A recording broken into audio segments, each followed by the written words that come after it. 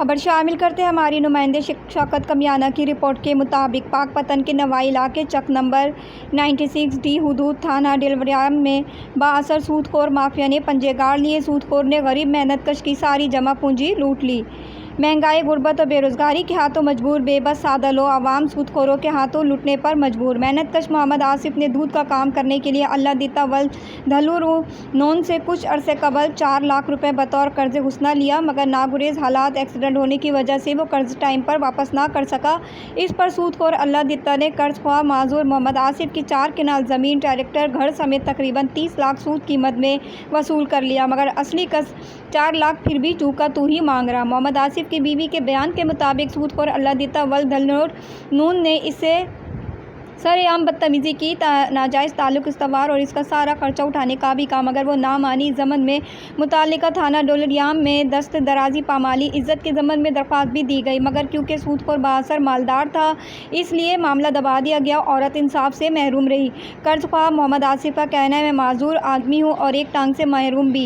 मेरे छोटे छोटे बच्चे हैं, मैं इतना सूद कहाँ से दूँ, जबकि मैं पहले ही 3 लाख के बदले घर, 4 किनाल ज़मीन, ट्रैक्टर, 30 लाख रुपये अदा कर चुका हूँ। गरीब मेहनतकश मोहम्मद आसिफ के आला हुकाम तफ्तीशी इदारों से इंसाफ की दुआइयाँ। वज़ीर आला पंजाब मोहतरमा Maryam Nawaz Sharif, IG Punjab Usman Anwar, RPO Sahiwal, DPO Pakpattan से फौरी इंसाफ की अपील। सूदखोर के खिलाफ कार्रवाई समेत 4 लाख के 4 किनाल ज़मीन और अपनी रकम की वापसी का मुतालबा। मैं रहायशी हूँ ज़िला पाकपतन का जी। मैंने अल्लाह दिता वाल दौला नून उन्होंने को 4 लाख रुपये लिए कारोबार बढ़ाने वास्ते।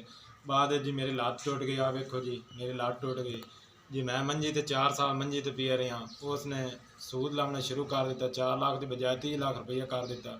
मैं उन्होंने ज़मीन, ट्रैक्टर, ड्रिल जी आता मेरे को आई जी। आता वेच तो उन्होंने पैसे पूरे कर दिते। बाहर फिर उस मेरे को 4 कनाल ज़मीन ली फ्राड न। तो हूँ जी इस बाद जी मेरे 2 अपन चैक हैं उन्होंने को। उन्होंने चैकों तो मेरी बेगम पहले ब्लैकमेल करता रहा। फिर बाजार जाती पी उन्होंने छेड़खानी की इसू जी। मैं थाना डालवरियाम दरखास्त दी। SHO उशरत जबार आई, उन्हें कोई नहीं साड़ी सुनी जी। हूँ फिर उन्हें दरखास्त दी है कि मैं आसिफ को पैसे लैने। मैं जी DPO दे पेश होया। DPO ने SHO ने रिक्वेस्ट की कि इन्हों का काम करो, लेकिन जी SHO साडा नहीं सुन रहा। थाना डालवरियाम जी साड़ी सुनते ही नहीं पैन जी। उनके को पैसे वाला बंदा है जी। असी माड़े हैं, साड़ी वो नहीं सुन रहे। पैसे वाले बंदे की सुनते पैन। लिहाजा साढ़े मरियम नवाज वज़ीर आला मरियम नवाज और IDG पंजाब से रिक्वेस्ट है कि सानू साढ़े सूद वाले पैसे वापस किए जाए। जी ज़मीन उन्होंने दी वो भी वापस की जाए और ये जो सूदखोर को ऐसी सज़ा मिले, बड़ी से बड़ी सज़ा मिली जाए।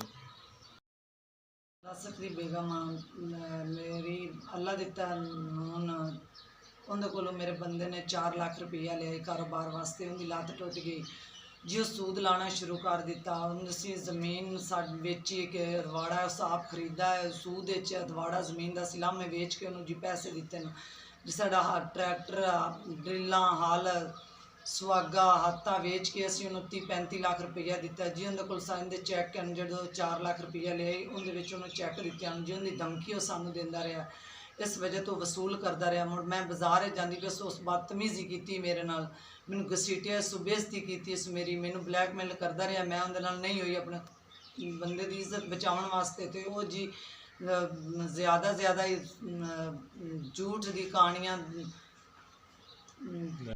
जी। उन्हें साढ़े नाल बदतमीजी की। असी उन्होंने हर चीज़ वेच के तो असी उन्होंने पैसे दिते हैं जी। मेरे बंदे की लत्त टुटी हुई है तो उस जोड़ा सानू जलील कर रहा। साड़ी कारोबार मेरा कमावन वाला कोई नहीं जी। मेरा जितने पैसे उस लैन जेडे उनके हकी हैं वो आदे लै लवे, जेडे साडे जी। साड़ी रिक्वेस्ट है हथ बन के मैं आँदी पी मेरे छोटे छोटे बच्चे हैं जी। साडा हक सानू मिलिया जाए। ज़िला जी साड़ी रिक्वेस्ट है कि साड़ी ज़िला जी साड़ी रिक्वेस्ट है वज़ीर आला पंजाब दे अगों कि साडा हक साड़ी जोड़ी च पाया जाए कि सूदखोर नूं सज़ा दी जाए। साडी